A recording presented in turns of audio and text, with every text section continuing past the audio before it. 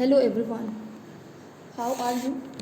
I hope you all are good and taking care of yours and your family. इस time में आपको अपना भी ख्याल रखना है और अपनी फैमिली का भी ख्याल रखना है. So before moving to the next lecture of the chapter, the French Revolution, let's take a quick revision of the previous one. इस सेक्शन को या इस पॉइंट को पढ़ने से पहले हम पुराने जो लेक्चर हम लोगों ने किए हैं उसमें क्या पढ़ा ये एक बार क्विक रिवीजन हम लोग कर लेते हैं. ठीक है, तो हमने जो पढ़ा था उसमें पढ़ा था कि फ्रांस कैसे एक कॉन्स्टिट्यूशनल मोनार्की बना, उसके बाद एक्टिव और पैसिव सिटीजन्स क्या होते हैं. फिर हमने पढ़ा कि जो उनको राइट्स मिले थे, डिक्लेरेशन ऑफ राइट्स था, उसमें कौन कौन से राइट्स उन्हें बाय बर्थ मिले थे और and they can not be taken away from them, और वो जो राइट्स थे उनके वो उनसे छीने नहीं जा सकते थे. किससे? फ्रेंच थे जो लोग, जो फ्रांस के सिटीजन्स थे. इसके बाद फिर हमने पढ़ा कि वहाँ के पॉलिटिकल सिंबल्स क्या होते हैं.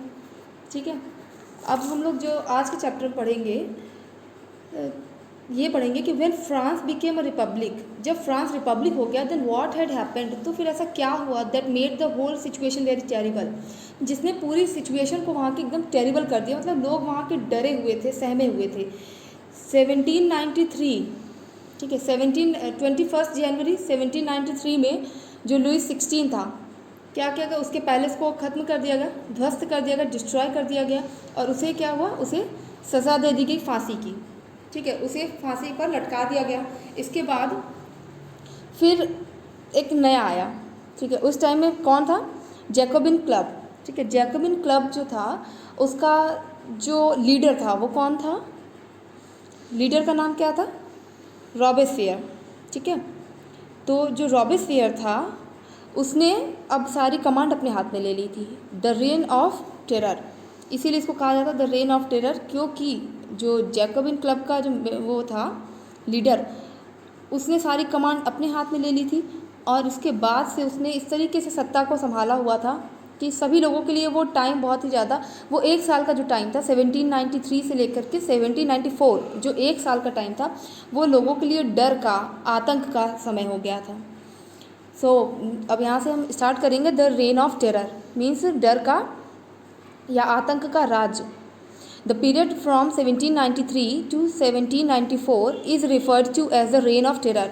ये जो इस बीच का जो टाइम है 93 से लेकर 94 तक का, इसे टेरर का रेन कहा जाता है, मीन्स डर का राज्य कहा जाता है. Robespierre followed a policy of severe control and punishment. Robespierre ने क्या किया था? उसने ये किया कि उसने बहुत सारी जो पॉलिसी बनाई उसमें कंट्रोल वो बहुत ही सख्त तरीके से उसने कंट्रोल करने की कोशिश की और लोगों को पनिशमेंट देने की कोशिश की. All those whom he saw as being enemies of the republic, ex-nobles and clergy, members of other political parties, even members of his own party who did not agree with his methods, were arrested, imprisoned and then tried by a revolutionary tribunal. इसका मतलब था कि जब उसने देखा कि उसके कई दुश्मन तैयार हो रहे हैं. दुश्मन कैसे? जो एक्स नोबल्स थे, मतलब जो पहले नोबिलिटी क्लास के स्टेट से थे उनको, जो क्लर्जी थे उनको. उसने देखा कि जब लोग जो रॉबेस्पियर रूल्स बना रहा है, वो जो पॉलिसीज़ बना रहा है, उसके अगेंस्ट अगर ये लोग हो रहे हैं, तो members of other political parties, और जो अलग पॉलिटिकल पार्टीज़ के जो मेंबर थे, even members of his own party, और जो यहाँ तक कि जो उसकी पार्टी के मेंबर्स थे, who did not agree with his methods, जो उसके मेथड से एग्री नहीं होते थे, रॉबेस्पियर उनको अरेस्ट करवा देता था या फिर इम्प्रिजन, जेल में डलवा देता था, and then tried by a revolutionary tribunal, और उसके बाद उनके ऊपर केस चलता था. If the court found them guilty, अगर कोर्ट ये पाता था कि ये जो लोग हैं, क्लर्जी हैं, एक्स नोबिलिटी हैं, या अदर पार्टीज़ के मेंबर्स हैं, या फिर उसकी खुद की पार्टी के मेंबर हैं, और वो रॉबेस्पियर का साथ नहीं दे रहे हैं, तो वो क्या करते थे? वो केस चलवाता था उन पर, और अगर कोर्ट उन्हें गिल्टी पाता था, इफ़ द कोर्ट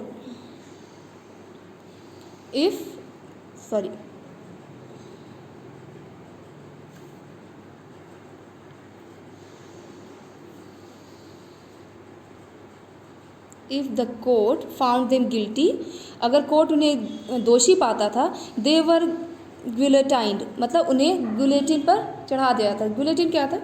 ये एक तरीके का मतलब लोगों को सज़ा देने का एक तरीका था जिसमें उनको सज़ा दी जाती थी। कैसे दिया? उसका एक फिगर था। वो फिगर कैसे था? गुलेटिन एक चीज़ होती थी ऐसे, उसका उसमें ऐसे पिलर होते थे दोनों साइड, ठीक है, और यहाँ पर ये इस तरीके से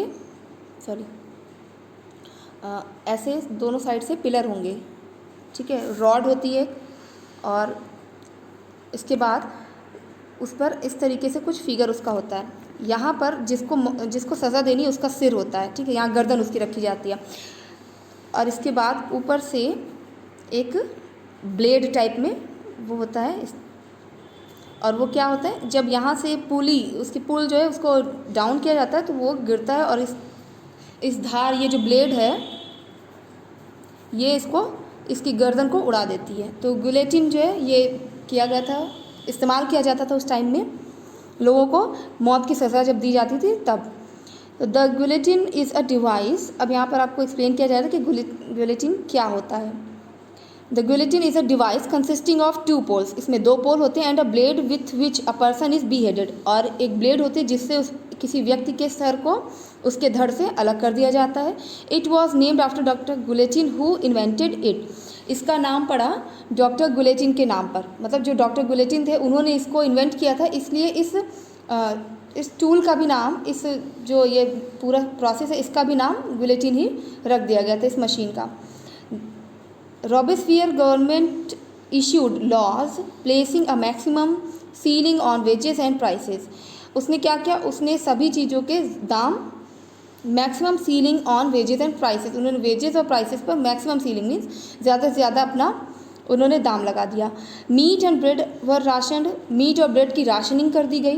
पीजेंट्स वर फोर्स्ड, पीजेंट्स मतलब किसान फोर्स किए गए टू ट्रांसपोर्ट देयर ग्रेन, कि वो बाध्य किए गए टू ट्रांसपोर्ट देयर ग्रेन, अपने अनाज को बेचने के लिए, टू द सिटीज़ शहरों में, and sell it at prices fixed by the government, और उस प्राइस पे बेचने के लिए जिसको गवर्नमेंट ने फिक्स किया है, मतलब वो अपने हिसाब से दाम नहीं, मतलब अपनी चीज़ों को नहीं बेच सकते हैं, उन्हें वही प्राइस पे चीज़ों को अपनी सेल करना होगा सिटीज़ में जिस प्राइस पे गवर्नमेंट ने किया है या गवर्नमेंट ने उसका प्राइस फिक्स किया है।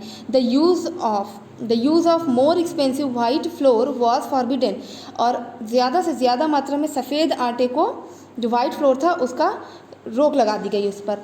All citizens were required to eat the plain egalite, egalite means equality bread, a loaf made of whole wheat, मतलब उसने ये कर दिया कि अब लोग सभी एक रोटी खाएंगे जिसको कहा गया समता रोटी, मतलब इक्वालिटी ब्रेड, यानी जब सभी लोग एक ही तरीके की चीज़ खाएंगे तो वो हो जाएगा, इक्वालिटी आ जाएगी खाने में।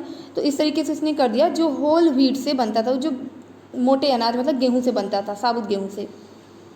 Equality was also sought to be practised through forms of speech and address, और वो इक्वलिटी लाना चाहता था किस तरीके से, थ्रू फॉर्म्स ऑफ स्पीच, लोगों के बोलने में भी उसने इक्वलिटी लाने की कोशिश की, एंड एड्रेस, और उनको संबोधन में, जैसे सभी अपने यहाँ क्या होता है कि हम मम्मी पापा को कुछ लोग माता पिता बोलते हैं, कुछ लोग मॉम डैड बोलते हैं, इस तरीके से हम सभी अपने अपने अकॉर्डिंग बोलते हैं, लेकिन उसने क्या किया, उसने कहा कि हम सभी को एक जैसा बोलना है, कि अगर किसी को कोई शब्द कहा जा रहा है, सर और मैडम 2 लोगों को कहा जा रहा है, तो हम यहाँ सर, सभी लोग फिर सर ही बोलेंगे और सभी लोग मैडम बोलेंगे। तो उसने जो चेंजिंग की वो क्या, इंस्टेड ऑफ द ट्रेडिशनल मॉन्जियूर, जो ट्रेडिशनल जैसे जो श्रीमान होते थे उनको मॉन्जियूर बोलते थे, और जो फीमेल मतलब जो मेल होते थे उनको मॉन्जियूर, उनके ट्रेडिशन में, मतलब उनकी परंपरा में था कि कोई बड़ा व्यक्ति अगर है तो उसको हम कहेंगे मॉन्जियूर, और अगर फीमेल है मैडम तो उसको बोलेंगे मैडम, ठीक है। All French men and women were henceforth citoyen and citoyenne, इसका मतलब है कि जो मेल सिटीजन थे उनको सितोयन बोला जाएगा ना कि सर, और जो फीमेल सिटीजन है उनको सितोयने बोला जाएगा ना कि madam. Church were shut down and their buildings converted into barracks और ऑफिसेज। जो चर्च थे उन्हें उन सभी चर्च को बंद कर दिया गया और उनकी जगह पर एंड देयर बिल्डिंग्स और उनकी बिल्डिंग को कन्वर्ट कर दिया गया बैरक में और ऑफिस में चेंज कर दिया गया। मतलब चर्च भी ख़त्म कर दिए गए और वो जो चर्च की पूरी बिल्डिंग थी उसको बैरक बना दिया गया या फिर वहाँ का ऑफिस बना दिया गया फ्रांस का। Robespierre pursued his policies so relentlessly that even his supporters began to demand moderation। उसने इस तरीके से शासन किया कि उसके जो सपोर्टर थे, मतलब जो लोग उसको सपोर्ट कर रहे थे, वो भी चाहते थे कि began to demand moderation, कि वो चाहते थे कि यहाँ पर थोड़ा सा एक तरीके से कह सकते हैं कि थोड़ा सा मॉडरेट हो जाए वहाँ का एटमॉस्फेयर। जो अभी डर इतना लोगों में फैला हुआ है इन चीज़ों को लेकर, इतना ज़्यादा सख्ती वो दिखा रहा है। Finally he was convicted by a court in July 1794। Finally यानी अंततः क्या हुआ, जब उसने इतना आतंक फैला दिया लोगों में तो उसके जो सपोर्टर थे वो भी यही चाहते थे कि थोड़ा सा चेंज आए वहाँ पर, ये जो इतना इस तरीके से कर रहा है ये ठीक नहीं है। तो फाइनली क्या हुआ, he was convicted by a court, उसे कोर्ट के द्वारा दोषी पाया गया। इन जुलाई 1794 में उसे अरेस्ट किया गया and on the next day sent to the guillotine, और उसके बाद उसे गिलेटिन पर फांसी दे दी गई। आई होप कि ये आपको इतना समझ में आया होगा। ये था द रेन ऑफ टेरर, यानी डर का आतंक कब था, तो 1793 से लेकर के 1794 तक हम कहेंगे कि रेन ऑफ टेरर था। ये किसके टाइम की बात है, ये है मैक्सिमिलियन रॉबेस्पियर के टाइम में। उसने क्या क्या किया, उसने लोगों को बाध्य किया कि वो जो किसान है वो अपनी चीज़ों को, गवर्नमेंट ने जो प्राइस फिक्स किया है उसी दाम पर वो अपने ग्रेन्स को बेचेंगे शहरों में ले जाकर। दूसरी चीज़, उसने लोगों के लिए एक इक्वालिटी ब्रेड करवा दी कि लोगों को अब इसी ब्रेड को खाना है और कोई चीज़ें नहीं होंगी। तीसरी चीज़, मीट और ब्रेड का राशन करवा दिया। चौथी चीज़, उसने अपने जो सिटीजन्स हैं उनके बोलचाल में भी परिवर्तन ला दिया। मतलब अगर जो मेल सिटीजन्स हैं उनको सितोयन बोलेंगे और जो फीमेल हैं उनको सितोयने बोलेंगे, ठीक है। फिर पांचवी चीज़ क्या की, उसने चर्च को तुड़वा दिया और चर्च की जो बिल्डिंग थी, मतलब चर्च सारे बंद हो गए उसके टाइम में, और जो चर्च की बिल्डिंग थी उनको बैरक या फिर ऑफिस के रूप में ऑफिस में कन्वर्ट कर दिया, ठीक है। अब चलते हैं नेक्स्ट पे। हम नेक्स्ट आपका है 3.2 section a directory rules France. अब क्या हुआ, अब जब रेन ऑफ टेरर ख़त्म हो गया तो डायरेक्टरी ऑफ रूल्स आया। तो फ्रांस में अब क्या हो गया, अब वहाँ पर कुछ ग्रुप ऑफ डायरेक्टर्स था जो फ्रांस की पावर को उसने अपने हाथ में लिया। इसमें क्या हुआ, the fall of the Jacobin government allowed the wealthier middle classes to seize power. अब हुआ कि जो जैकोबिन गवर्नमेंट थी, जैकोबिन गवर्नमेंट मतलब जैकोबिन क्लब का लीडर था मैक्सिमिलियन रॉबेस्पियर, और रॉबेस्पियर के हाथ में सत्ता थी, पावर थी। अब क्या हुआ, अब जब रॉबेस्पियर चला गया तो अब ये power, fall of the Jacobin government के फेल हो जाने पर या उसकी जो सरकार थी उसके गिर जाने पर, the wealthier middle class is seize power, यानी अब जो मिडिल क्लास में भी जो वेल्दी थे, यानी जो लोग के पास ज़्यादा संपत्ति थी, उन लोगों ने इस पावर को अपने हाथ में ले लिया, यानी अब पावर उनके हाथ में चली गई। A new constitution was introduced which denied the vote to non propertied section of society. अब फिर नई जो सरकार थी, कॉन्स्टिट्यूशन था, उसमें ये हुआ कि वापस से जिन लोगों के पास धन नहीं है, संपत्ति नहीं है, वो वोट देने के लिए एलिजिबल भी नहीं होंगे। मतलब अभी सबसे पहले था कि वोट नहीं दे सकते थे, उसके बाद फिर जब गवर्नमेंट चेंज हुई, रॉबेस्पियर का टाइम आया तब रॉबेस्पियर का टाइम नहीं, उसके थोड़ा सा और पहले जो चेंज हुआ, थर्ड वाले सेक्शन के पहले आपने देखा थर्ड में, तो वहाँ पर था कि जो लोग थे उनको अब वोटिंग राइट्स मिल गए थे कि वो अब वोट कर सकते हैं, 21 के अबव होना चाहिए बस। इसके बाद जब फिर से डायरेक्टरी रूल आया फ्रांस में, तो उन्होंने फिर से कर दिया कि जितने भी लोग हैं वेल्दियर मिडिल क्लास के हाथ में पावर आ गई। दूसरी चीज़, उन्होंने जो नया कॉन्स्टिट्यूशन अप्लाई किया, वहाँ पर इम्प्लीमेंट किया, उसमें था which denied the vote to non propertied section of society. तो इसने क्या किया कि जो जिन लोगों के पास प्रॉपर्टी नहीं है उनको वोट देने का राइट नहीं है। It provided for 2 elected legislative councils, इसमें 2 लेजिस्लेटिव काउंसिल्स थी। These then appointed a directory, ये जो काउंसिल थी ये एक डायरेक्टरी को अपॉइंट करती थी। An executive made up of 5 members, और जिसमें 5 मेंबर्स और एक एग्जीक्यूटिव होता था जिसमें 5 मेंबर होते थे। This was meant as a safeguard against the concentration of power in a 1 man executive as under the Jacobin. मतलब अब क्या हुआ, अब इसने थोड़ा सा लोगों की रक्षा करने की कोशिश की इसमें, क्योंकि पहले जब जैकोबिन के हाथ में से जैकोबिन क्लब का जो मेंबर था उसके हाथ में पावर थी, तो वो अकेले वो देख रहा था, उसके हिसाब से सारी चीज़ें हो रही थी। अब क्या हुआ, अब जो पावर थी वो 1 man executive as under the Jacobin वैसे ही नहीं रह गई, ये उससे थोड़ी रक्षा कर रही थी। However the directors often clashed with the legislative councils, और इस वजह से कभी कभी डायरेक्टर्स का क्लैश हो जाती थी, उनकी भिड़ंत हो जाती थी, उनका मतभेद हो जाता था, उनके मतलब सोचने के नज़रिए में डिफरेंस आ जाता था विद द लेजिस्लेटिव काउंसिल्स के लिए। Who then sought to dismiss them, और जो फिर चाहते थे कि ये जो काउंसिल है ये डिसमिस हो जाए। The political instability of the directory paved the way for the rise of a military director Napoleon Bonaparte. और इस तरीके से जब देखा गया कि इतना पॉलिटिकल वे में इतना ज़्यादा उसमें दिक्कत आ रही है, तो इस चीज़ ने of the directory paved the वे, यानी इसने रास्ता बनाया for the rise of a military dictator, एक मिलिट्री डिक्टेटर के लिए जिसका नाम था नेपोलियन बोनापार्ट। मतलब अब आपके यहाँ पर पहले तो डायरेक्टरी रूल अब चल रहा था, अब उसके बाद अब जब वहाँ पर भी इसमें भी लोगों में झगड़ा होने लगा, उनके थॉट्स में, उनके ओपिनियन में डिफरेंसेस आने लगे, तो ये नेपोलियन बोनापार्ट के लिए जो एक मिलिट्री डिक्टेटर था उसके लिए इस चीज़ ने रास्ता बना दिया कि अब ये राज्य करेगा यहाँ पर। Through all these changes in the form of government, through all these changes in the form of government, the ideals of freedom, of equality before the law and fraternity remained inspiring ideal that motivated political movements in France and the rest of Europe during the following country।